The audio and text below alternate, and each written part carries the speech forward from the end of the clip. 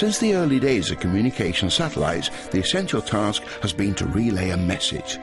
Satellites are used whenever you want to send a signal across a distance of more than a few hundred kilometers. It's simpler and more cost-effective than laying a cable.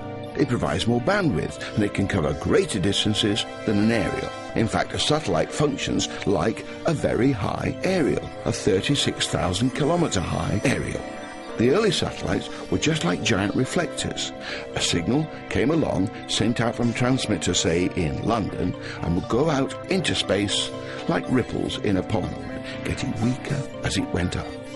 At 36,000 kilometers, and by now quite faint, it would bounce back to Earth off the satellite's antenna. Back on Earth, it would be picked up by a receiver, where some electronics would amplify the signal before sending it on. It wasn't long before this passive mirror technology gave way to the notion of a transponder.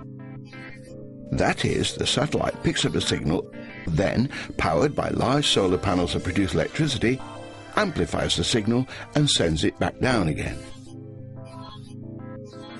The entire trip for a signal from start to finish is still so quick that it makes telephony, instant data communication and live TV coverage of an event around the globe possible.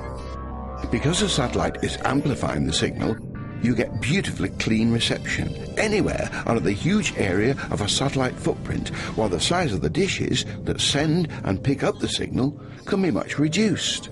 Small enough, in fact, to put on an ordinary domestic roof. This is what we mean by direct-to-home transmission. It can also be put on a car or even in a suitcase. This is what allows it to be used by emergency services and by journalists working in remote locations.